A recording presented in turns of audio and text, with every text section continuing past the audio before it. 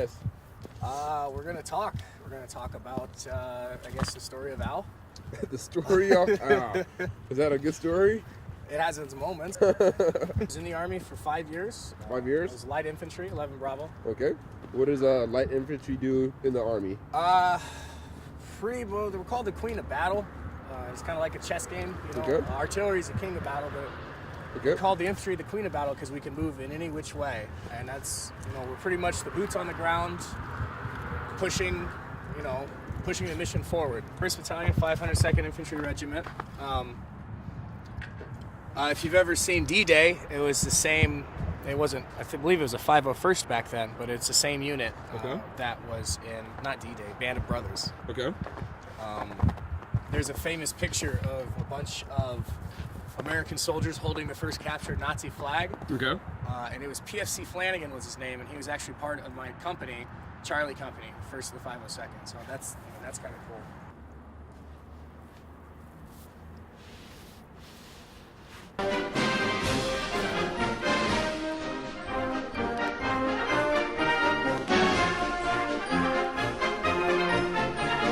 So this was on the first day of Operation Dragon Strike. It's called Operation Dragon Strike. It's a massive U.S. offensive in southern Afghanistan. 8,000 American troops, along with Afghan and international forces, are moving to take control of territory that the Taliban has controlled for years. Our Miguel Marquez is in Kandahar. He's on the phone with us with the very latest. Hi, Miguel. What's the latest on the ground there? The 101st Airborne and Afghan troops are moving deeper and deeper into the green zone, this area along the Arghandab River, and they are searching, hunting, going through every single compound in an area that they have never been in before. This is September of 2010, and we were on a patrol through this village called Cochran, and we'd been taking shots from there for about 4 months off Highway 1, and we were supposed to clear the village. And I remember the day we got there, it was just empty. It was like a ghost town. And we're going door to door, clearing compounds. We were with the Afghan National Army, the ANA. We were working with them, and right after lunch, so it would have been about 11 o'clock, we took a lunch break. And after that, we had to go walk through this graveyard, and we weren't allowed to walk on them, so we had to walk around the graveyard. And we'd noticed a shovel, but we thought it was normal because it was a graveyard. But they had put in an IED, and it was a 50-pound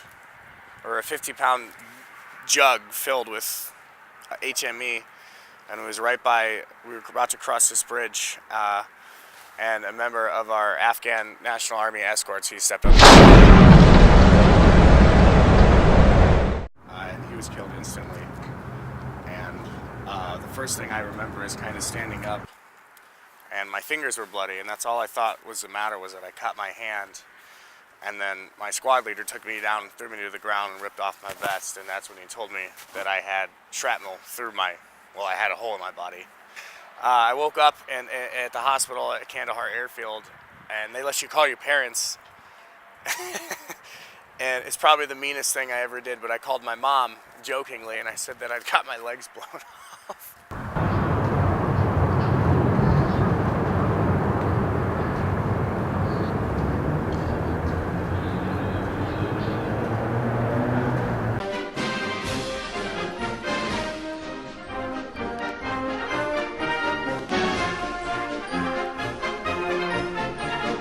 What brought you out of the military?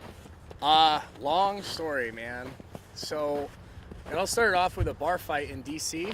After I got back from Afghanistan, I got put in the old guard, Arlington Cemetery. And I was trying to stop this bar fight between some buddies in my platoon and some Marines. And I'm pulling my buddy off. Fucking Marines. And I felt someone grab my shoulder, and I just turned around and socked him. And it was a D.C. Metro PD police officer, and I got tased and arrested. So how does looking at this make you feel? It makes me feel young again, Yep. Yeah. Kind of brings back a little bit, an inkling of the enthusiasm I had when I got out of basic and found out that I was going to the 101st. This huge sense of pride that I was going to get to be part of the greatest fighting force known to man. Did the military, was it all that you thought it was going to be? No. I don't want to say the military set me up for failure because that's an excuse. Okay. But I definitely experienced a lot of failure after the military. That transitionary stage when I got out, I wasn't set up for success when I got out of the military because I got coddled for 5 years, and then they kind of just threw me out and said, all right, go ahead and make it.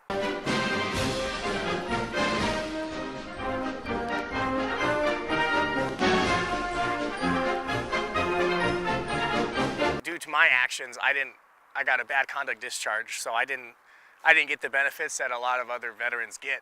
I didn't get mental health counseling. I didn't get to go to college. I get no disability. But when it came down to the nitty gritty, you know, like the meat and potatoes, you fought for the guy next to you, you know, and that was a good feeling, the brotherhood, the camaraderie. But then you get out and you don't have anyone you can connect with like you did back then. And nobody that understands. There's a lot of people, I call it veteran worshiping. They think you're this god because you went and fought a war, but I mean, in reality, I was just a confused little boy. And then they pity you, and you don't really want pity, you just want help, you know? So that was hard. If you could do it again, man, if you could go in a time machine and talk to old Al, would you redo what you did? Would you join? Man. God, that's a question. I might.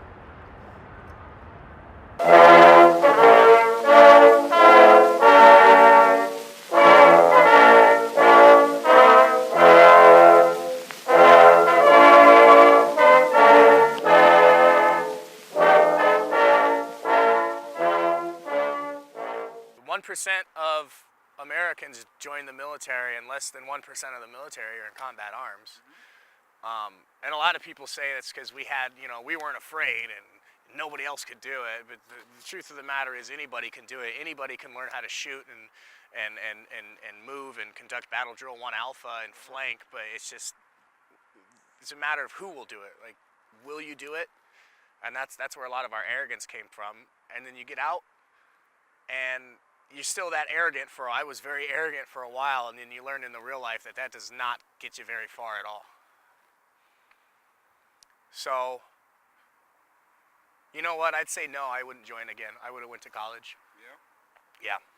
What do you want to tell the Army?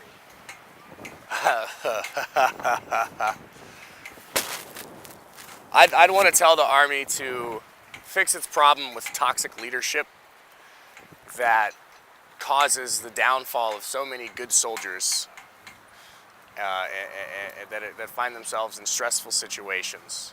And a lot of the times it's toxic leadership that gets these soldiers kicked out of the Army or makes them want to just give up. I experienced a lot of leaders when I was in that didn't really build you up as a soldier. They kind of just did what they could do to make their ERB look good and make their career look good. You weren't a member of that leader's life. You were really just another notch on his belt. So, yeah, I would tell them to fix their leadership issue.